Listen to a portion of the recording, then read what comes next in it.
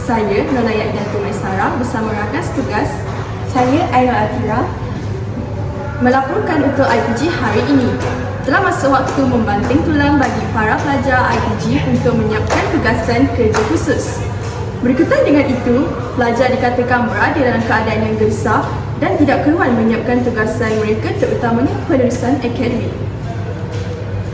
Para pelajar telah mula menganalisis jurnal bagi mencari artikel berkaitan tema yang diberikan pilihan, iaitu pendidikan, kebudayaan dan bahasa.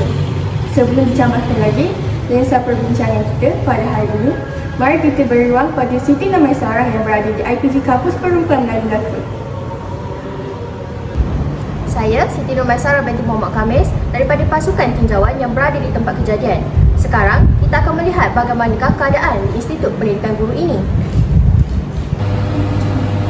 Sekarang saya berada di kelas yang juga terletak di kelas Anjung Budiman. Kita boleh lihat beberapa orang pelajar di belakang saya sedang bertungkus lumus menyiapkan tugasan mereka. Saya telah diberitahu bahawa kamu telah menganalisis artikel pelaksanaan PPC dalam talian semasa kawalan pergerakan fasa 1 dan 2 COVID-19 yang dipetik daripada Jurnal Pendidikan. Bolehkah awak terangkan sedikit tentang keutuhan wacana daripada artikel yang telah dianalisis? Keutuhan wacana boleh dinilai dengan melihat wujudnya hubungan-hubungan dari aspek semetik, leksikal, gramatikal atau tata bahasa dan fonologis.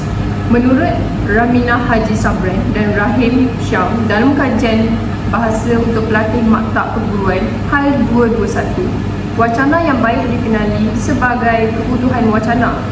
Keutuhan wacana terhasil apabila wujudnya susunan yang teratur dan berurutan dalam suatu wacana. Keutuhan wacana penting bagi menentukan suatu satuan itu dianggap sebagai wacana atau tidak teratur. Baiklah, terima kasih. Seterusnya, apakah pula pendapat anda tentang artikel yang telah dianalisis ini? Saya berpendapat bahawa artikel yang dikaji ini adalah sangat baik kerana keutuhan wacana. Antaranya, keutuhan semantik. Keutuhan semantik ini mempunyai pelbagai hubungan di mana hubungan dari semantik dapat dibahagikan kepada dua bahagian, iaitu hubungan semantik umum dan hubungan semantik interaktif.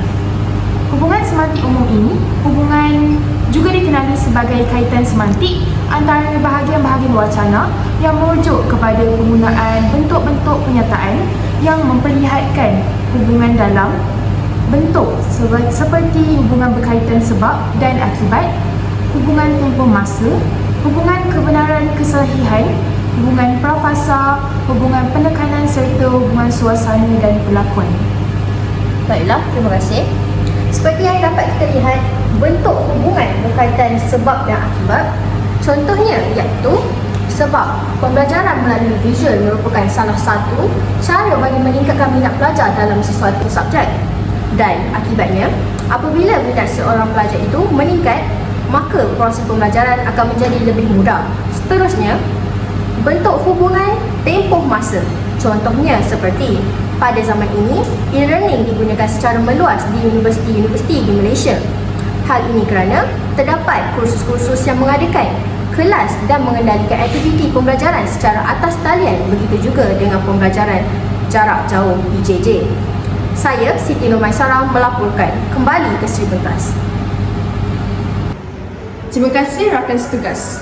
Ingin saya menambah serba sedikit tentang jenis hubungan dan contoh yang dapat dipetik daripada artikel ini.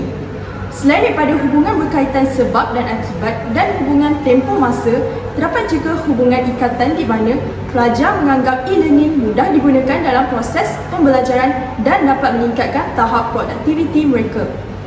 Oleh sebab itu, e-learning mendapat penerimaan dan sambutan yang baik daripada pelajar. Saya bersetuju dengan pandangan anda. Selain itu, terdapat juga hubungan prafasa. Contohnya, ini disebabkan oleh pengaturcaraan bukanlah semudah yang disangka. Dia memerlukan kefahaman konsep yang kuat supaya dapat menyelesaikan masalah dengan baik.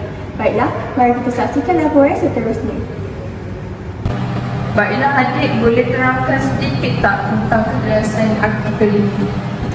Baiklah, kejelasan membawa maksud jelas iaitu mudah difahami, mudah dibaca, tidak memberi ruang untuk disalah tafsirkan, tidak bersifat sama-sama dan tidak kabur. Terdapat dua ciri kejelasan yang saya dapat kenal pasti, iaitu penggunaan bahasa formal serta penggunaan bahasa yang ringkas dan tepat. Penggunaan bahasa formal ialah bahasa yang digunakan memenuhi aspirasi penulis akademik yang menjadi ciri penting dalam penulisan. Selain itu, penggunaan bahasa yang formal bermaksud bahasa yang digunakan itu berstatus rasmi dan memenuhi ciri-ciri penulisan akademik tersebut. Antaranya ialah pemilihan perkataan yang tepat.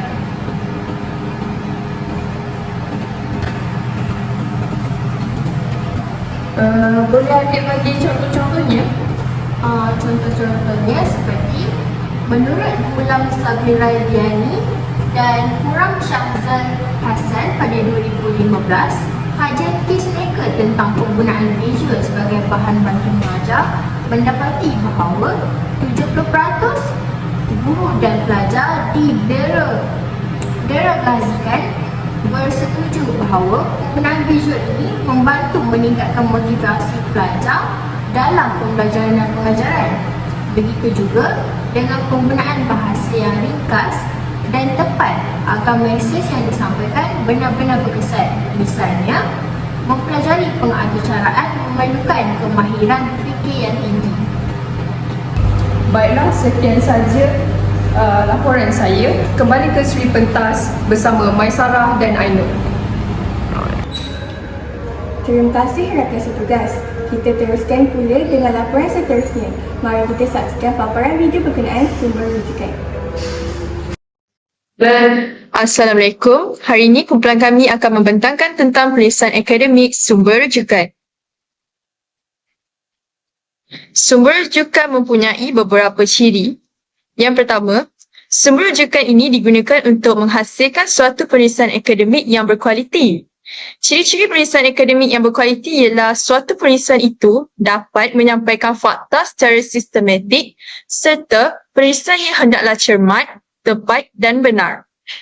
Oleh dengan itu, untuk mencapai matlamat ini dalam penulisan, kita hendaklah meletakkan sokongan iaitu kutipan atau disebut sebagai quotation atau citation kerana ia berfungsi untuk menegaskan isi huraian dan untuk membuktikan kebenaran pernyataan yang dibuat. Yang seterusnya, setiap citation iaitu bahagian yang diambil dari suatu bahan yang ditulis dalam penulisan perlulah disertai dengan rujukan. Ini kerana rujukan yang dimasukkan ke dalam penulisan sama ada sumber rujukan tersebut telah diterbitkan atau tidak, ia perlulah direkodkan.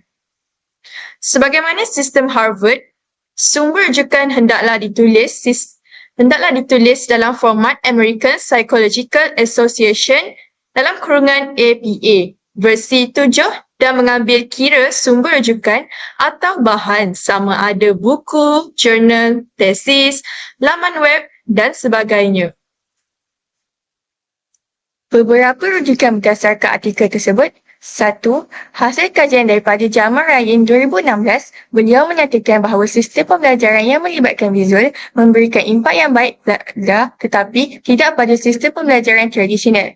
Ryan JJJOE and Practice 2016, The Role of Visual Learning in Improving Students' High Order Thinking Skills, Journal of Education and Practice 724-115-121. Kedua, menurut Gulam Sabira Yani dan Huram Shahzad Hassan 2015, kajian kes mereka tentang impak penggunaan visual sebagai bahan bantu mengajar mendapati bahawa 70% guru dan pelajar di daerah Razihan bersetuju bahawa penggunaan visual dalam pembelajaran banyak membantu meningkatkan motivasi mereka dalam pembelajaran dan pengajaran.